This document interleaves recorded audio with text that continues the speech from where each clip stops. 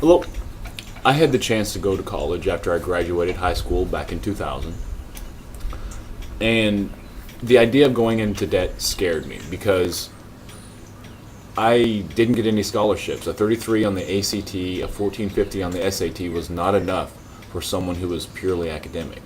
And so it was either get student loans or stay at home and work on websites with my dad. So I stayed at home and worked on websites with my dad rather than becoming part of the $1 trillion student loan debt problem. And as the dot-com bubble burst, I really began to question, was it worth it? Was not going to college worth it? But now, 10 years later, I'm able to look back and wonder, was higher education worth it? Because there's nothing actually being taught to these people. Is it actually detrimental to go to a higher education? And who is teaching these kids about, money management or risk management? Or who taught their parents?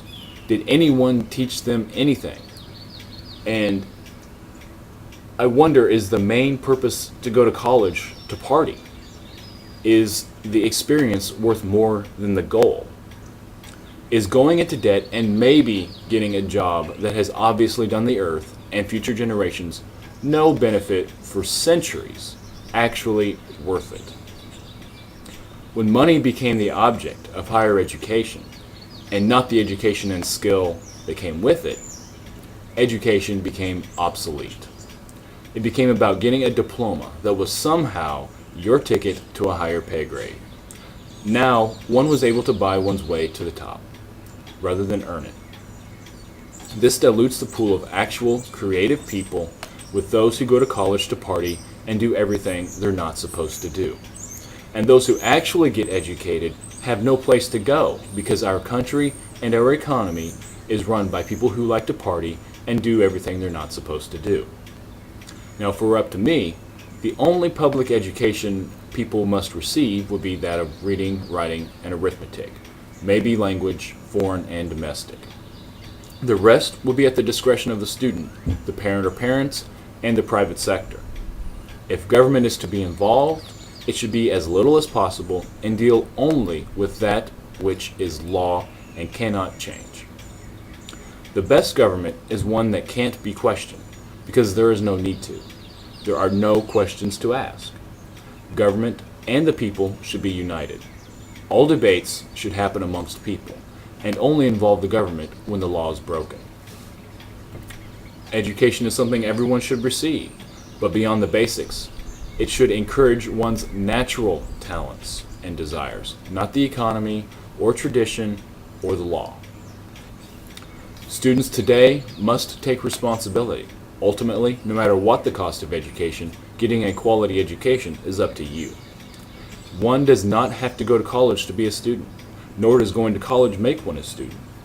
Just like signing a mortgage doesn't make someone a homeowner. And like many mortgage owners, students are signing away the American dream. They are told that is the dream. All it creates is a nightmarish reality where everything is backwards. Let's create a world where this never happens again. That dreaming is no longer necessary to experience a better life. And that better life, once achieved, is never taken for granted again. Maybe by then, there will be no need to address the debt, because, for no doubt, you'll be paying it until then. Thank you.